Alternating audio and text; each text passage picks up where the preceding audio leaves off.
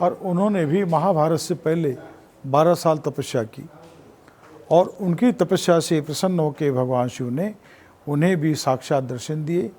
कहा, हे द्रोण, हम तुम्हारी तपस्या से प्रसन्न हैं, जो वरदान मांगना चाहते हो वरदान मांगो। तब द्रोण ने विश्व कल्याण विश्व शांति हेतु भगवान शंकर से धनुर्विद्या का ज्ञान मांगा। कहा जाता है भगवान शंकर रोज मध्य रात्रि को भूमार्ग से प्रकट हुआ करते थे और आचार्य द्रोण को अस्त्र शस्त्र के बारे में रोज एक अध्याय यहाँ पढ़ाया करते थे।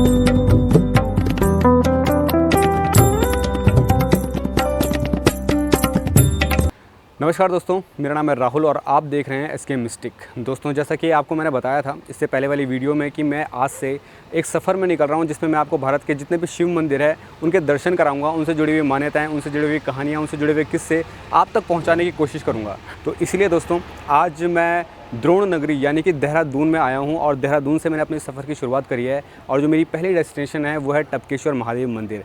आपने कई बार इस मंदिर का नाम सुना होगा, लेकिन इनसे जुड़ी हुई मान्यताएं जो हैं आपको डिटेल में नहीं पता होंगी। तो आज हम डिटेल में जानने की कोशिश करेंगे कि इस जगह की क्या मान्यताएं हैं और क्यों ये जो टपकेश्वर महादेव मंदिर है इतना प्रचलित है, इतना प्रसिद्ध है। तो बने रहिएगा इस पूरी वीडियो में मेरे साथ, ताकि आप कुछ और जान पाए जो आज तक आपने वीडियोस देखी हैं उनसे कुछ हटकर आपको इस वीडियो में देखने को मिलेगा। तो चलिए वीडियो शुरू करते हैं, बने रहिएगा पूरी वीडियो के एंड तक मेरे साथ। ये दोस्तों एंट्रेंस गेट है महादेव टपकेश्वर का और यहाँ पर काफ़ी सारी सीढ़ियाँ दिख रही हैं मुझे नीचे जाने के लिए। और नीचे जाके आपको दो मंदिर दिखाई देंगे, एक तो केव जो महादेव का है जहाँ पर स्वयंभू शिवलिंग है, और एक संतोषी माता की गुफा जो अब रिसेंट में ही बनी है, कलयुग में ही बनी है। इससे पहले इस गुफा में कोई नहीं था, तो वक्त के साथ साथ धीरे धीरे बनी है। तो दोनों को आज हम एक्सप्लोर करेंगे। तो चलिए देखते हैं कि क्या है इसके अंदर और जो सच्चाई बताई गई है क्या वो एक्चुअल में है या नहीं है। दोस्तों, ये सामने वाला गेट जो आपको दिख रहा है ये आपका सीधा जाता है टपकेश्वर महादेव के दर्शन के लिए। और ठीक इसके बगल में हनुमान जी की बड़ी सी मूर्ति है और उसी के बगल में माँ संतोषी का मंदिर है। तो सबसे पहले हम दर्शन करेंगे महादेव टपकेश्वर के, उसके बाद दर्शन करेंगे माँ संतोषी।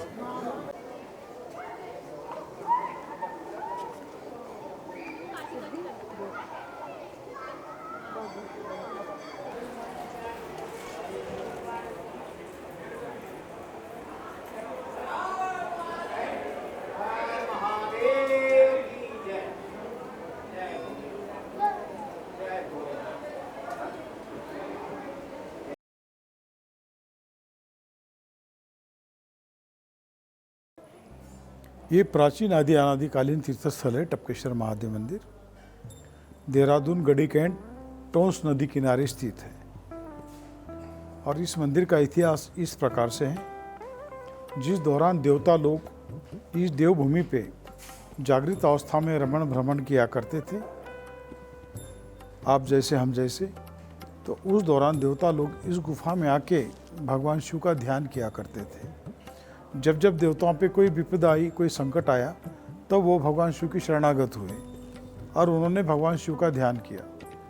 जब जब उन पे कष्ट आया तब भगवान शिव की उन पे कृपा हुई और भगवान शिव ने उनका अनेकों बार रक्षा की और उन्हें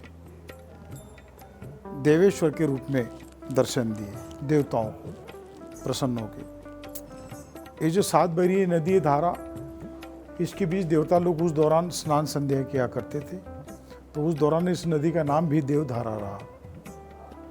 और भगवान शंकर भूमार्ग से प्रकट हुए और देवताओं को दर्शन दिए और अनेकों बार उनका कल्याण किए, तो ये शिवलिंग भी देवेश्वर के नाम से जाना जाने लगा। देवताओं के बाद फिर यहाँ ऋषि लोग आए और ऋषियों ने यहाँ आके भगवान शिव की तपस्या की। उनकी तपस्या से प्रसन्न होकर भगवान शिव ने उन्हें भी तपेश्वर के रूप में दर्शन दिए और उनका भी अनेकों बार कल्याण किए।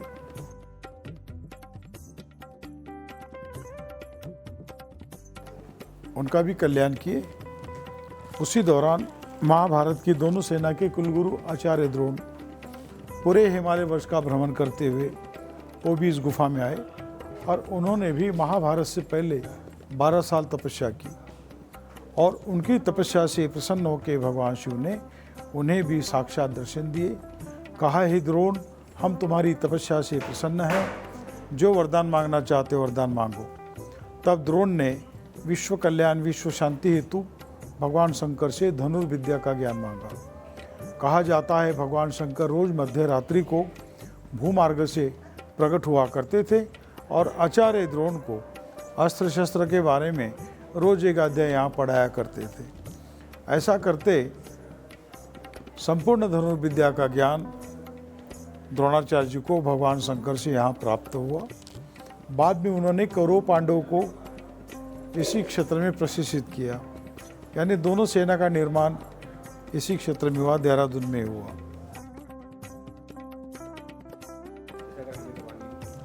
ऐसा यहाँ रुद्राभिषेक भी होता है, अनुष्ठान भी यहाँ चलते रहते हैं। कोई भी आए कभी भी अभिषेक करा सकते हैं। मंदिर में आए, यहाँ का नंबर भी है, आप गूगल पे आप देखेंगे तो यहाँ का नंबर मिल जाता है टपकेश्वर का। टपकेश्वर आप बोलेंगे तो यहाँ की वेबसाइट खुल जाती है और उसमें टपकेश्वर का लैंडलाइन नंबर आ जाता है, उससे आप यहाँ की जानकारी हासिल कर सकते हैं। और द्रोणाचार्य जी के पुत्र अश्वत्थामा, उनकी जन्मस्थली और तपस्थली भी है। इसी गुफा में द्रोण पुत्र अश्वत्थामा का भी जन्म हुआ और उन्होंने भी महाभारत से पहले अश्वत्थामा ने जो यहाँ तपस्या की, भगवान शंकर से दूध मांगा, क्योंकि जब ये पैदा हुए तब उनकी माता कृपि को दूध नहीं था। बहुत कोशिश की, राजा द्रौपद तक ने गाय देने से मना कर दिया था द्रोण को कि तुम कहाँ भिक्षुक ब्राह्मण और हम कहाँ राजा। लेन देन तो बोले बराबरी वालों के साथ होती है, क्योंकि राजा बनने पे द्रौपद को अभिमान हुआ था। अभिमानवश वो मित्र को दिया हुआ वचन भी भूल गए, सम्मान सत्कार करना भी भूल गए और गाय देने से भी मना कर दिए। बोले लेन देन तो बराबरी वालों के साथ होता है। और द्रोण निराश होकर इस गुफा में आए। गुफा में आते ही आकाशवाणी हुई कि हे द्रोण, निराश ना हो, अश्वत्थामा भगवान शंकर का दिया हुआ प्रसाद है, उसकी रक्षा स्वतः शंकर भगवान करेंगे। अश्वत्थामा से कहे कि वो भगवान शिव की तपस्या करे।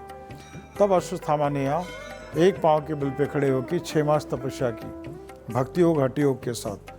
हे भगवान, जब तक आपके दर्शन नहीं होंगे तब तक मैं यहाँ से हटूंगा नहीं, और जब तक मुझे दूध प्राप्त नहीं होगा तब तक मैं एक पाँव धरती पर रखूंगा नहीं। भक्ति योग हठि योग के साथ उन्होंने यहाँ 6 मास तपस्या की और पूर्णमासी पर उनकी तपस्या पूर्ण हुई और भगवान शंकर ने पूर्ण रूप से भूमार्ग से प्रकट होकर पूर्णिमा के रोज उन्हें साक्षात दर्शन दिए, दूध प्राप्ति का वरदान दिए, आजरामर्त का वरदान दिए।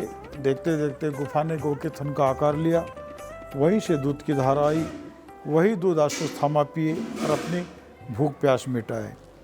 बाद में दूध का सिलसिला यहाँ कलियुग तक चलता रहा। तब तक ये शिवलिंग दुधेश्वर के नाम से विख्यात रहा। कलियुग के लगते ही उस दूध का गलत इस्तेमाल होना, भगवान का नाराज होना और वो दूध था वो पानी रूप में बदल जाना। तब से लेके आज तक यहाँ पे हजारों सालों से निरंतर जल की बूंदें टपकती है और ये स्वयंभू शिवलिंग का अखंड अभिषेक रात दिन होता रहता है। और ये स्थान की मान्यता इसीलिए ज़्यादा है, पूरे भारतवर्ष से भक्त लोग इसलिए यहाँ आते हैं क्योंकि ये स्वयंभू शिवलिंग है। स्वयं शंकर भगवान अनेकों बार भूमार्ग से यहाँ प्रकट हुए, देवताओं को देवेश्वर के रूप में दर्शन दिए, ऋषियों को तपेश्वर के रूप में दर्शन दिए, द्रोणाचार्य जी को अस्त्र शस्त्र का ज्ञान प्रदान किए। द्रोण संतानहीन थे, उन्हें संतान की प्राप्ति हुई अश्वत्थामा नामक। अश्वत्थामा भी भूखे प्यासे थे, तो जो माँ कार्य नहीं कर पाई वो भगवान शंकर ने जो तो पहाड़ पर्वत से ही दूध की धारा निकाल के उस बच्चे की भूख प्यास मिटाई। तो कहने का मतलब यहाँ पे जो भी व्यक्ति आता है, जो भी मनोरथ व्यक्त करता है, टपकेश्वर महाराज आज भी पात्रता अनुसार सबकी यहाँ मनोकामना पूर्ण करते हैं। आप लोग भी आइए, उत्तरांचल का थोड़ा भ्रमण करें, उत्तरांचल की पूरी यात्रा करें, पूरी हरियाली और भगवान शंकर यहाँ पे आपको जो है तो कदम कदम पे भगवान शंकर ही आपको नज़र आएंगे। आप उत्तरांचल एक बार आइए, अवश्य आइए, तभी आपको देहरादून गए तो टपकेश्वर का भी दर्शन होगा। और गुफा में आएंगे और एक लोटा जल चढ़ाएंगे और एक पल के लिए आंखें बंद करके आप बैठेंगे, तभी आपको प्रतीत होगा कि देवताओं की देवभूमि या ऋषियों की तपोभूमि है। आइए, स्वागत है। हरिओम।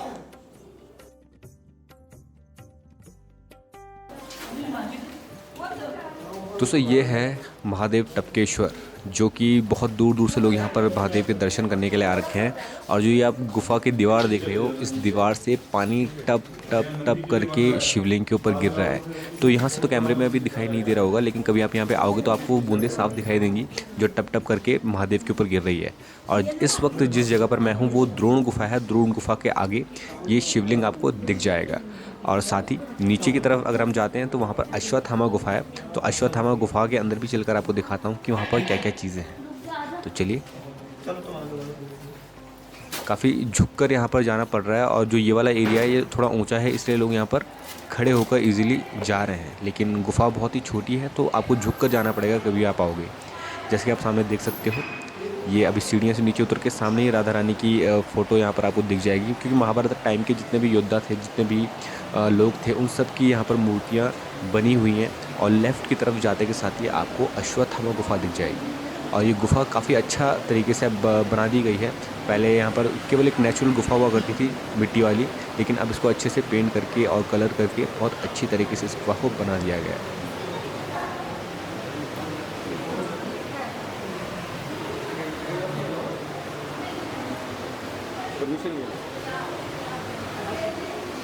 तो चलिए दोस्तों, अब चलता हूँ मैं आपको एक चीज़ और दिखाने, जो कि महाराज जी ने बताई थी कि हर शाम को यहाँ पर 5151 रुद्राक्ष, असली रुद्राक्ष से ढका जाता है। जब भी ये मंदिर के गेट जो है बंद होते हैं तो शाम को ये ढका जाता है। अभी हम दिन में आए हैं तो ये तस्वीर आपको नहीं दिखा सकते, लेकिन हर शाम को पूजा होने के बाद अच्छे से महादेव को ढका जाता है। जो आप सामने शिवलिंग देख रहे हैं, तो यहाँ पर महादेव को ढककर फिर बंद किया जाता है। और हर सुबह आकर फिर उनको हटाकर लोगों को दर्शन के लिए ये सब चीज़ें ओपन कर दी जाती हैं।